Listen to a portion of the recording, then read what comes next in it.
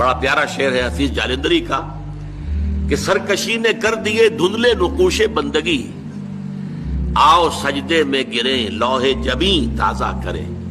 لوح کہتے تختی کو، جیسے تختی ہوتی تھی ہم لکھتے تھے پھر تازہ کرتے تھے اسے، اس کے اوپر پھر دوبارہ گاچنی سے اس کو دوبارہ جو ہے تاکہ اس پر لکھا جا سکے۔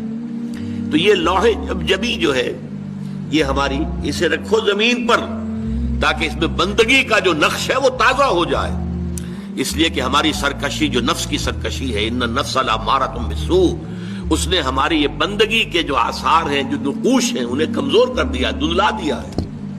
تو نماز ایک ستون ہے، اور یہ جان لیجئے کہ اسلامی معاشرے کے اندر اس کی تنظیم، اس کی آرگنائزیشن کے لیے یہ یوں سمجھیے رکن رکین ہے، یہ عمود ہے، یہ سب سے بڑا جو ہے بنیاد ہے۔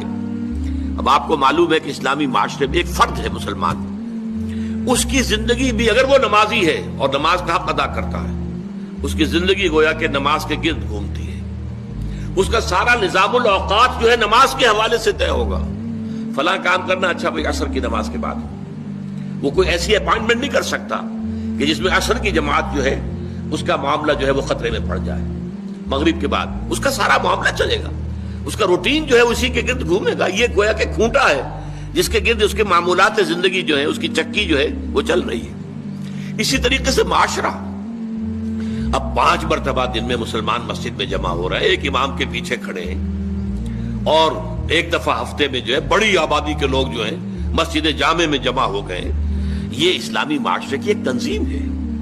سال میں 2 مرتبہ جو ہے آبادی سے باہر کسی بڑے کھلے میدان میں لوگ چلے گئے ہیں عیدین کے لیے، اور سال میں 1 مرتبہ جو ہے پوری دنیا سے کشاں کشاں کہاں کہاں سے گورے بھی اور کالے بھی اور پیلے بھی مسلمان کہاں کہاں سے چلے آ رہے ہیں، ہر مسلک ہر فقہ کے ماننے والے۔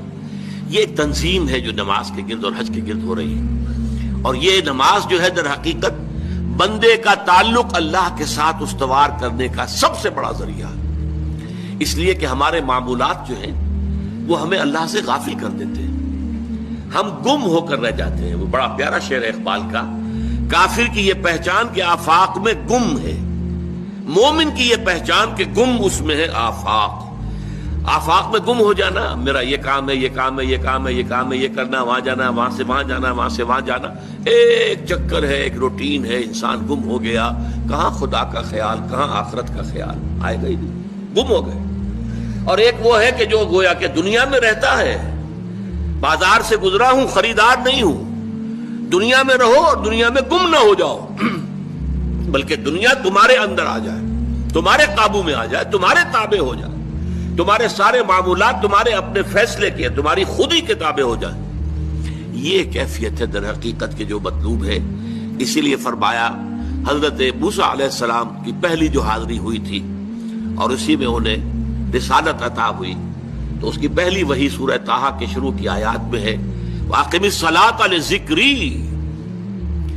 دیکھو میری نماز میرے ذکر کے لیے، میری یاد کے لیے نماز کو قائم رکھو۔ الصلاۃ عماد الدین، حضور فرما رہے ہیں یہ دین کا ستون ہے، اس دین کی عمارت اس پر کھڑی ہوئی۔ جیسا کہ میں نے عرض کیا، ہمارے شخصی بھی معاملات اور معمولات اس کے گرد گھومے، اور ہماری اجتماعیت جو ہے، ہمارا معاشرہ اور ہماری ملی تنظیم جو ہے، اس کی بنیاد بھی ہے۔